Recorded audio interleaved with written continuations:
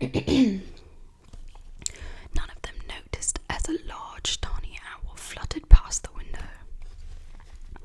At 8:30, Mr. Dursley picked up his briefcase, pecked Mrs. Dursley on the cheek, and tried to kiss Dudley goodbye, but missed, because Dudley was now having a tantrum and throwing his cereal at the walls.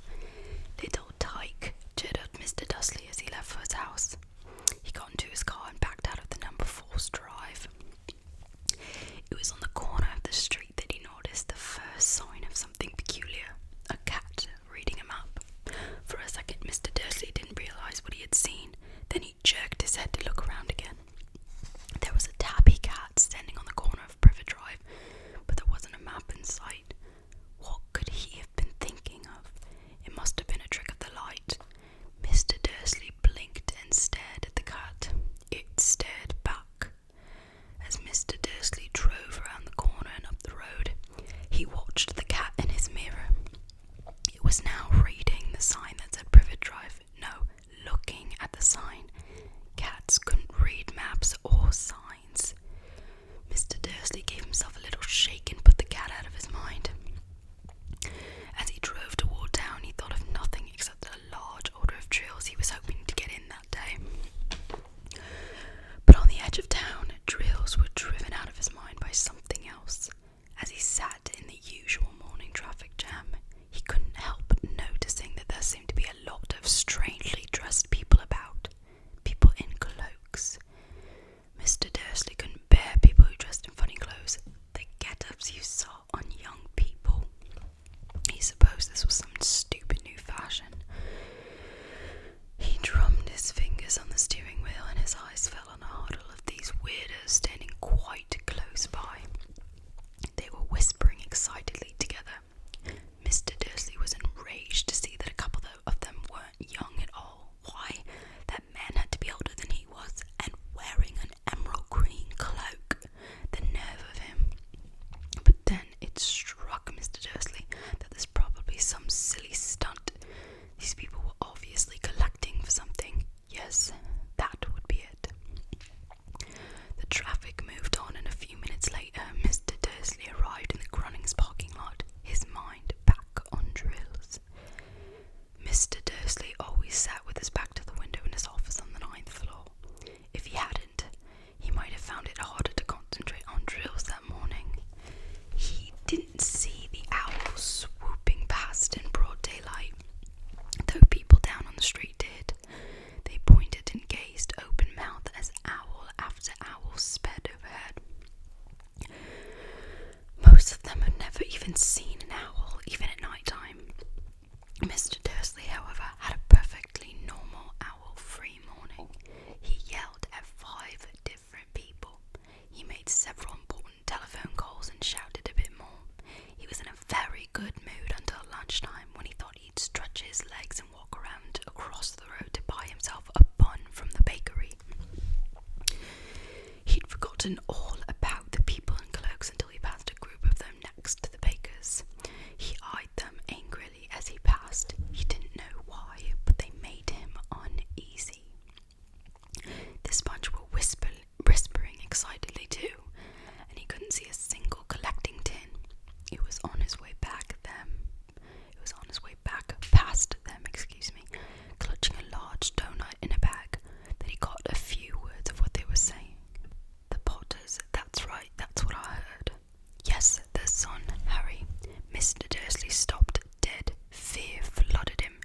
He looked back at the whisperers as if he wanted to say something to them, but thought better of it. He dashed back across the road, hurried up to his office, snapped at his secretary not to disturb him, seized his telephone, and had almost finished dialing his home number when he changed his mind. He put the receiver back down and stroked his mustache, thinking, no, he was stupid. Potter wasn't such an unusual name. He was sure there were lots of people called Potter who had a son called Harry. Come to think of it, he wasn't even sure his nephew was called Harry. He'd never even seen the boy. It might have been Harvey or Harold. There was no point in worrying Mrs. Dursley. She always got so upset at any mention of her sister.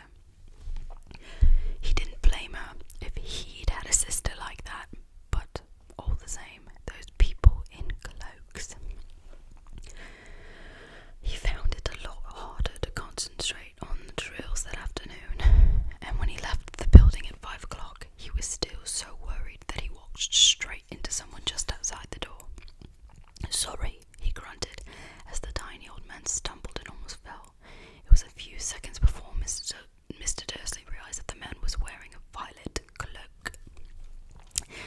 seem at all upset at being almost knocked to the ground. On the contrary, his face split into a wide smile, and he said, in a squeaky clean voice that made passersby stare, "Don't be sorry, my dear sir, for nothing could upset me today. Rejoice, for you know who has gone at last. Even muggles like yourself should be celebrating this happy, happy day." And the old man hugged Mr. Dursley around the middle and walked off. Mr. Dursley stood rooted to the spot. He had been hugged by a complete stranger. He had also thought he had been called a muggle, whatever that was. He was rattled. He hurried off to his car and set off for home, hoping he was imagining things which he had never hoped before, because he didn't approve of imagination. As he pulled into the driveway of number 4, the first thing he saw, and it didn't improve his mood, was the tabby cat he'd spotted that morning. It was now sitting on the garden wall. He was sure it was the same one. It had the same markings around its eyes. "Shoo!" said Mr. Dursley loudly. The cat didn't move. It just gave him a stern look. Was this normal cat behaviour, Mr. Dursley wondered. Trying to pull himself together, he let himself into the house. He was still determined not to mention anything to his wife. Mrs. Dursley had had a nice, normal day. She told him so over dinner about all Mrs. Next Door's problems with her daughter and how Dudley had learned a new word, "won't." Mr. Dursley tried to act normally. When Dudley had been put to bed, he went into the living room to get to the last report on the evening news. And finally, bird watchers everywhere have reported that the nation's owls have been behaving very unusually today. Although owls normally hunt at night and are hardly ever seen in the daylight, there have been hundreds of sightings of these birds flying in every direction since sunrise. Experts are unable to explain why the owls have suddenly changed their sleeping pattern. The newscaster allowed himself a grin. Most mysterious. And now over to Jim McGuffin with the weather. "Going to be any more showers of owls tonight, Jim?" "Well, Ted," said the weatherman, "I don't know about that, but it's not only the owls that have been acting oddly today. Viewers as far apart as Kent, Yorkshire and Dundee have been phoning in to tell me that instead of the rain I promised yesterday, they've had a downpour of shooting stars. Perhaps people have been celebrating bonfire night early.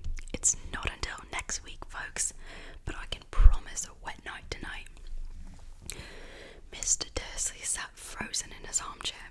Shooting stars all over Britain, owls flying by daylight, mysterious people in cloaks all over the place, and a whisper about the Potters. Mrs. Dursley came into the living room carrying 2 cups of tea. It was no good. He'd have to say something to her. He cleared his throat nervously. "Petunia, dear, you haven't heard from your sister lately, have you?" As he expected, Mrs. Dursley looked shocked and angry. After all, they normally pretended she didn't have a sister. "No," she said sharply. "Why?" "Funny stuff on the news," Mr. Dursley mumbled. "Owls, shooting stars. There were a lot of funny-looking people in town today." "So," snapped Mrs. Dursley. "Well, I just thought maybe it was something to do with, her crowd." Mrs. Dursley sipped her tea through pursed lips. Mr. Dursley wondered whether he dared to tell her the name Potter. He's decided he didn't dare. Instead, he said as casually as he could, "Their son, he'd be about Dudley's age now, wouldn't he?" "I suppose so," said Mrs. Dursley stiffly. "What's his name again? Howard, isn't it?" "Harry. Nasty, common name, if you ask me." "Oh, yes," said Mr. Dursley, his heart sinking horribly. "Yes, I quite agree." He didn't say another word on the subject as they went upstairs to bed. While Mrs. Dursley was in the bathroom, Mr. Dursley crept to the bedroom window and peered down into the front garden. The cat was still there. It was staring down Privet Drive as though it were waiting for something. Was he imagining things? Could all this have anything to do with the Potters? If it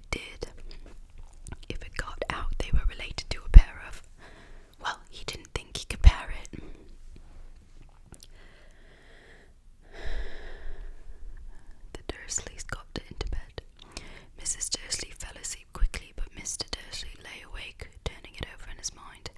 His last comforting thought before he fell asleep was that even if the Potters were involved, there was no reason for them to come near him and Mrs. Dursley. The Potters knew very well what he and Petunia thought about them and their kind. He couldn't see how he and Petunia could get mixed up in anything that might be going on. He yawned and turned over. It couldn't affect them. How very wrong he was. Mr. Dursley might have been drifting into an uneasy sleep, but the cat on the wall outside was showing no signs of sleepiness. It was sitting as still as a statue, its eyes fixed unblinkingly on the far corner of Privet Drive. It didn't so much as quiver when a car door slammed on the next street, nor when two owls swooped overhead. In fact, it was nearly midnight before the cat moved at all.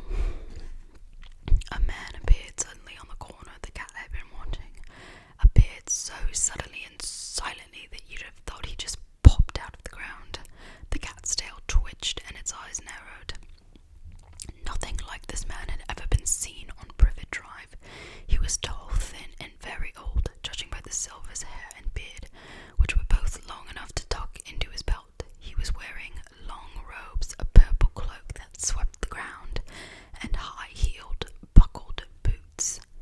His blue eyes were light, bright, and sparkling behind half-moon spectacles, and his nose was very long and crooked, as though it had been broken at least twice. This man's name was Albus Dumbledore.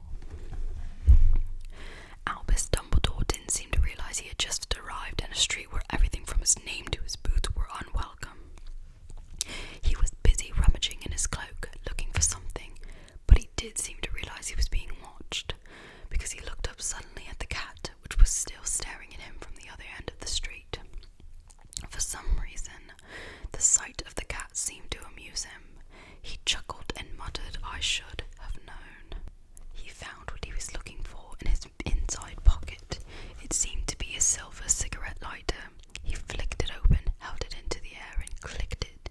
The nearest street lamp went out with a little pop. He clicked it again. The next lamp flickered into darkness. 12 times he clicked the put-outer, until the only lights left on the whole street were just 2 tiny pinpricks in the distance, which were the eyes of the cat watching him. If anyone looked out of the window now, even beady-eyed Mrs. Dursley, they wouldn't be able to see anything that was happening down on the pavement. Dumbledore slipped the put-outer back into the inside of his cloak and sat down on the street towards number 4, where he sat down on the wall next to the cat. He didn't look at it, but after a moment he spoke to it. "Fancy seeing you here, Professor McGonagall." He turned to smile at the tabby, but it had gone. Instead, he was smiling at a rather severe-looking woman who was wearing square glasses, exactly the shape of the markings the cat had had around its eyes. She, too, was wearing a cloak, an emerald one. Her black hair was drawn into a tight bun. She looked distinctly ruffled. "How did you know it was me?" she asked. "My dear Professor, I've never seen a cat sit so stiffly." "You'd be stiff if you'd been sitting on a brick wall all day," said Professor McGonagall. "All day, when you could have been celebrating. I must have passed a dozen feasts and parties on my way here." Professor McGonagall sniffed angrily. "Oh yes, everyone's celebrating all right," she said impatiently. You'd think they'd be a bit careful too, but no, even the muggles have noticed something's going on. It was on their news. She jerked her head back at the Dursleys' dark living room window. "I heard it. Flocks of owls, shooting stars. Well,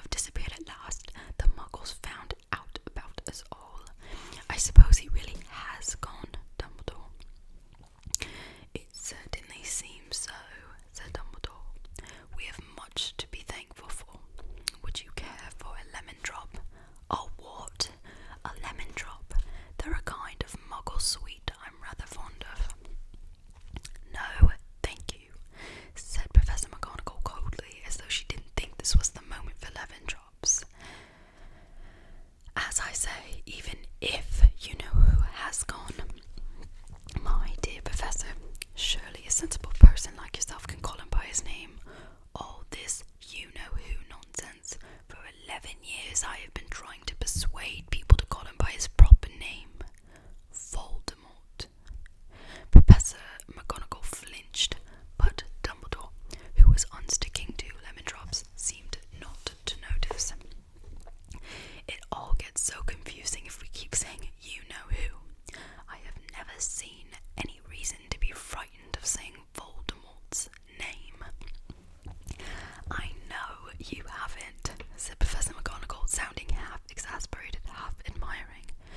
But you're different. Everyone knows you're the only one you knew. Alright, Voldemort was frightened of. You flatter me, said Dumbledore calmly. Voldemort had powers I will never have, only because you're too, well, noble to use them. It's lucky it's dark. I haven't blushed so much since Madame Pomfrey told me she liked my new earmuffs. Professor McGonagall shot a sharp look at Dumbledore and said, The owls are nothing next to the rumours that are flying around. Do you know what everyone's saying? About why he's disappeared? About what finally stopped him? It seemed Professor McGonagall had reached the point she was most anxious to discuss, the real reason she had been waiting on a cold, hard wall all day, for neither as a cat nor a woman had she fixed Dumbledore with such a piercing stare as she did now. It was plain that whatever everyone was saying, she was not going to believe until Dumbledore told her it was true. Dumbledore, however, was choosing another lemon drop and did not answer. What they're saying, she pressed on, is that last night Voldemort turned up in Godric's Hollow. He went to find the Potters. The rumour is that Lily and James Potter that they're dead. Dumbledore bowed his head. Professor McGonagall gasped. Lily and James, I can't believe it. I didn't want to believe it. Oh, Albus. Dumbledore reached out and patted her on the shoulder. I know, he said heavily. Professor McGonagall's voice trembled as she went on. That's not all. They're saying he tried to kill the Potter's son, Harry, but he couldn't. He couldn't kill that little boy. No one knows why or how, but they're saying that when he couldn't kill Harry Potter, Voldemort's powers somehow broke, and that's why he's gone. Dumbledore nodded glumly. It's true, faltered Professor McGonagall. After all he's done, all the people he's killed, he couldn't kill a little boy. It's just astounding, of all the things to stop him. But how in the name of heaven did Harry survive? We can only guess, said Dumbledore. We may never know. Professor McGonagall pulled out a lace handkerchief and dabbed at her eyes beneath his spectacles. Dumbledore gave a great sniff as he took out a golden watch from his pocket and examined it. It was a very odd watch. It had 12 hands but no numbers. Instead, little planets were moving around the edge. It must have made sense to Dumbledore, though, because he put it back in his pocket and said, Hagrid's late. I suppose he told you I'd be here, by the way. Yes, said Professor McGonagall. And I don't suppose you're going to tell me why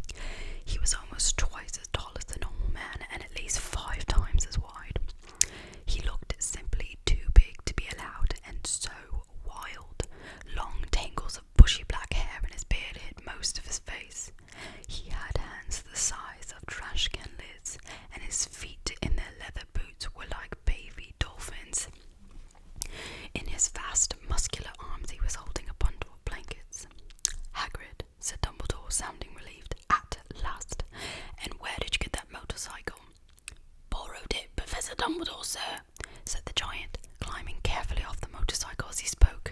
"Young Sirius Black lent it to me. I've got him, sir." No problems were there. No, sir. House was almost destroyed, but I got him out all right before the muggles started swarming around. He fell asleep as we were flying over Bristol. Dumbledore and Professor McGonagall bent forward over the bundle of blankets. Inside, just visible, was a baby boy fast asleep. Under a tuft of jet black hair over his forehead, they could see a curiously shaped cut like a bolt of lightning. "Is that where?" whispered Professor McGonagall.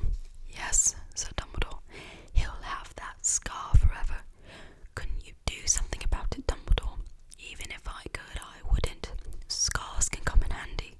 I have one myself above my left knee that is a perfect map of the London Underground."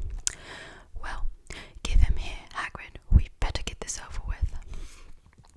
Dumbledore took Harry into his arms and turned towards the Dursleys' house. Could I say bye to him, sir?" asked Hagrid. He bent his great shaggy head over Harry and gave him what must have been a very scratchy, whiskery kiss. Then, suddenly, Hagrid let out a howl like a wounded dog. "Shh!" hissed Professor McGonagall. "You'll wake up the muggles." "Sorry," sobbed Hagrid, taking out a large spotted handkerchief and burying his face in it.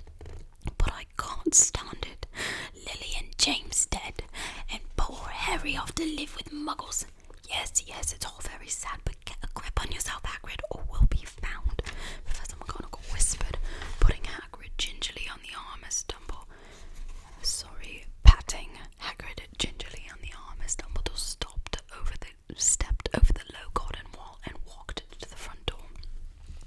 He laid Harry gently on the doorstep, took a letter out of his cloak, tucked it inside Harry's blankets, and then came back to the other two. For a full minute, the three of them stood and looked at the little bundle. Hagrid's shoulders shook. Professor McGonagall blinked furiously, and the twinkling light that usually shone in Dumbledore's eyes seemed to have gone out. "Well," said Dumbledore finally, "that's that. We've no business staying here. We may as well go and join the celebrations." "Yeah," said Hagrid in a very muffled voice, "or be taking Sirius's pike back. Good night, Professor McGonagall." "Professor Dumbledore,"